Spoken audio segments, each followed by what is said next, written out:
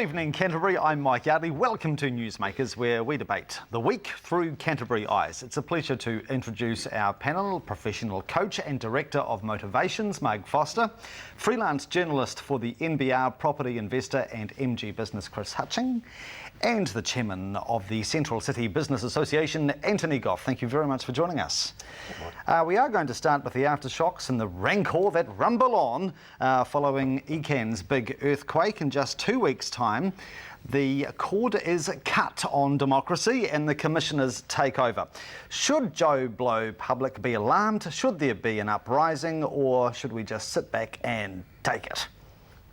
Anthony. I think it's absolutely wonderful. You've got these people who deliberately have held back resource consents and everything else. I believe we should be getting out there and saying, no, it's not acceptable.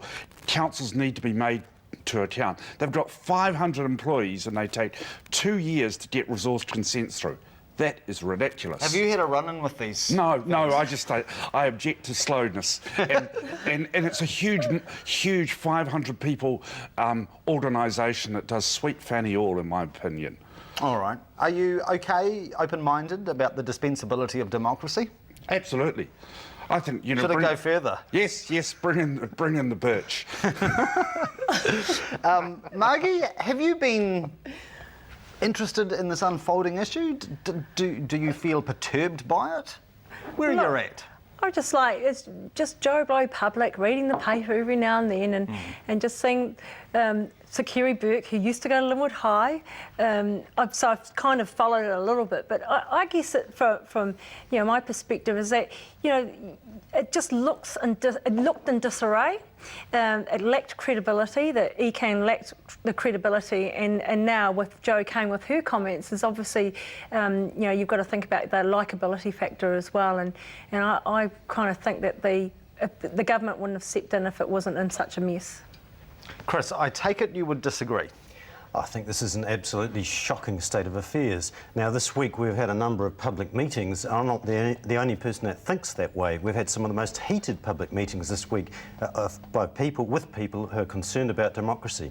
Here we have a group of elected members, these district mayors led by Bob Parker, they've conspired together to help sack another bunch of elected representatives. Now, what kind of perverse sense of democracy do these people have? They've opened a Pandora's box. It could happen to them. I hope it does. They deserve it. A lot of these councils are unable to comply themselves with the kind of environmental standards and rules that we require in a modern age. Basically, this represents a hijacking by Irrigation New Zealand and Federated Farmers of Ican. Do you think Bob Parker would say, look, Mr Hutching, I have had complaint after complaint after complaint from people who have our economic interests at heart. They're fed up with this dysfunctional outfit in Kilmore Street, and as a leader of the city, I have got to represent their concerns. As a business reporter, I can tell you I have had more complaints about the Christchurch City Council than I've ever had about Environment Canterbury. Mainly that's perhaps because they're dealing more with rural constituents. But sorry, Anthony, I just cannot agree with you. We cannot hand out our resources willy-nilly without making sure that you are keeping up to the standard with regard to all the things that you should be doing, earthquake strengthening, whatever it is. So are you saying to me then that you should have an automatic stand down for any resource consent, no matter how small or how large? Now, you know it doesn't work that way. Well, that is how Ican is working. No, there is a clock that starts, and if your application is not right, then you have to sort it out.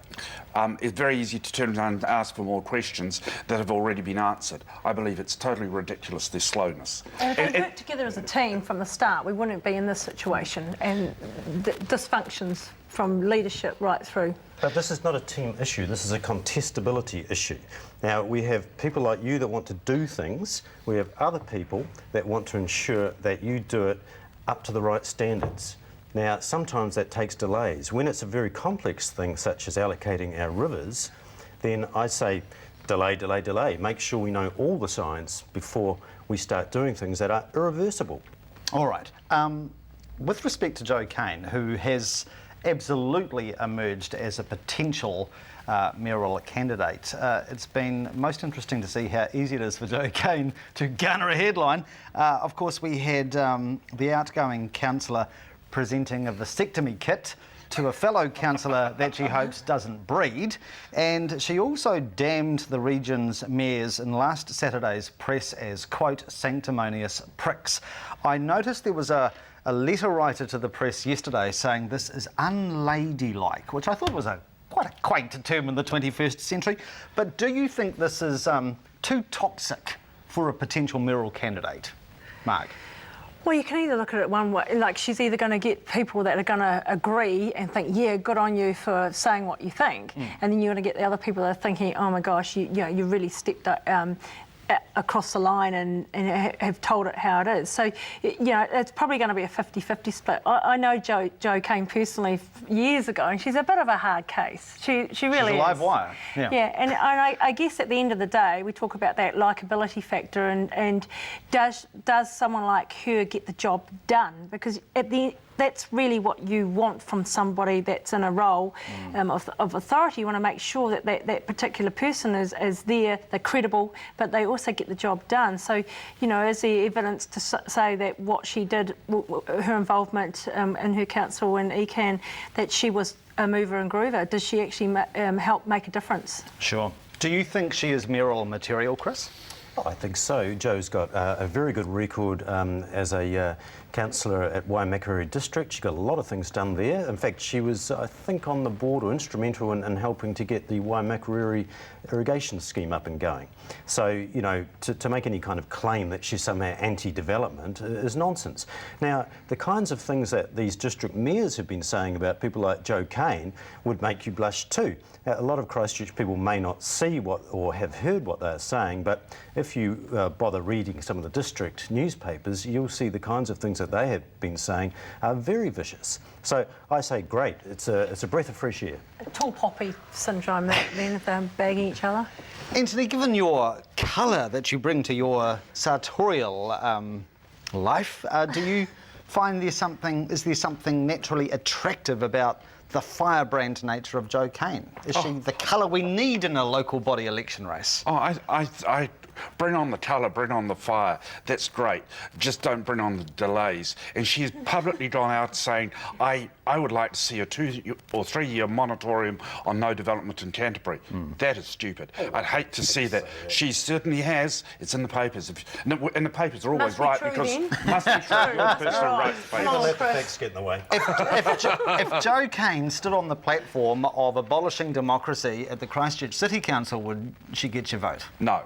Oh, so you don't want democracy to go from the City Council? Only if the council do not behave themselves, then let them roll out the door. They get voted out. All right, coming up, should Uncle Sam be welcome back in our waters? And also, can the Odeon rise again? Do stay with us.